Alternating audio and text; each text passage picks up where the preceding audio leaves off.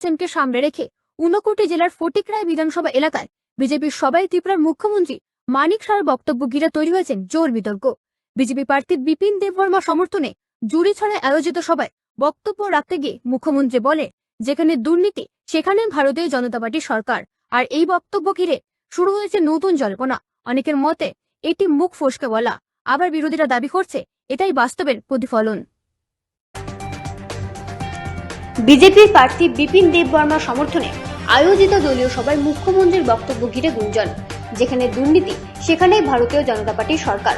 ঊনকোটি জেলার ফটিকরায় বিধানসভায় বিজেপির প্রার্থী বিপিন দেববর্মা সমর্থনে আয়োজিত সভায় প্রকাশ্যে মুখ্যমন্ত্রীর এই বক্তব্য ঘিরে ভোটের আগে তুঙ্গে নতুন জল্পনা।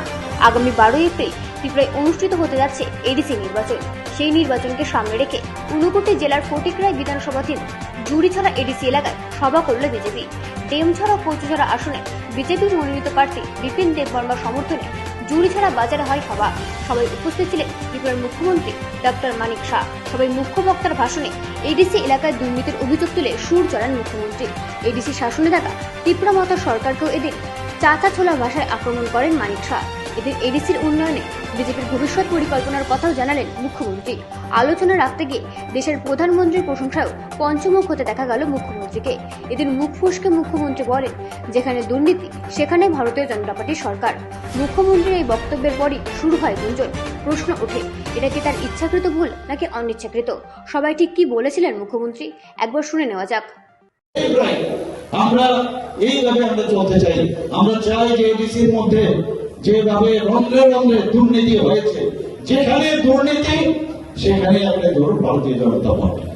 দুর্নীতি যেখানে আছে, আজকে আমরা 21টা রাজ্যে আমরা ভারতীয় জনতা পার্টি ডাইরেক্ট আর এনডিএ সরকার আমরা সেখানে আমরা রাজ করছি। সেখানে বন্ধুগণ, মাননীয় প্রধানমন্ত্রী যে বারবার বলছেন যে কি বলছেন, चौकीदार मतलब मैं खुद भी नहीं खाऊंगा, दूसरे को भी खाने नहीं दूंगा। আর এখানে কি বলছে, কোন লুটো পুটো খাও আনন্দ করো। আমার পূর্ববর্তী বক্তারা বলেছেন কোথায় কোথায় নাকি আনন্দ করতে করে। আমাদের এখানে সকাল থেকে রাতে 12টা পর্যন্ত কিভাবে উন্নয়ন করা হবে, রাস্তাঘাট কিভাবে ভালো করা হবে, কোথায় স্কুল কলেজ করা যাবে। আমরা এডিসির মধ্যে মেডিকেল কলেজ আমরা করতে যাচ্ছি এখানে আমবাসার মধ্যে। আমরা এখানে চাই যে এখানে একটা যে নার্সিং কলেজ হোক। আমাদের এবারের যে সংকল্পপত্র তার মধ্যে প্রচুর জিনিস আমরা বলেছি। আবার ঘুম থেকে উঠে কিছু পাওয়া যায় কিনা, আমাদের এই যে সংকল্পপত্র খুঁজে পেল। আমরা কি বলেছি যে একটা ত্রিপুরা কাউন্সিল, আমরা ত্রিপুরা অটোনোমাস আমরা কাউন্সিল বলবো। আরে এখানে ট্রাইবেল কথাটা লেখা হলো না কেন? আর ইট ইজ ইমপ্লয়েড, এটা বলার অপেক্ষা হয় না, কারণ আমরা কোন অঙ্গে বলে এসেছি। সব কথাটা কি সবভাবে করা যায়? এটাকে নিয়েও নানাভাবে ওরা চেষ্টা করছে যে দেখবেন ভোট দেবেন তো ওই ট্রাইবেল শব্দ নেই। আরে ঠিক আছে, এগুলো তো ট্রাইবেল এরিয়াতে আমরা বলছি। এডিসি ইলেকশনের বিষয়কে আমরা আমাদের সংকল্পপত্র তো বসে বসে ঘুম থেকে উঠে খালি এই কাজ নানা রকম ভাবে কিছু ওই সোশ্যাল মিডিয়ার লোক হাওলাত করে নিয়ে এসে কোথা থেকে বসে বসে খালি এই কাজ করছে। বন্ধুগণ, আপনারা দেখেছেন আরেকটা মানে রাইট মুখ্যমন্ত্রী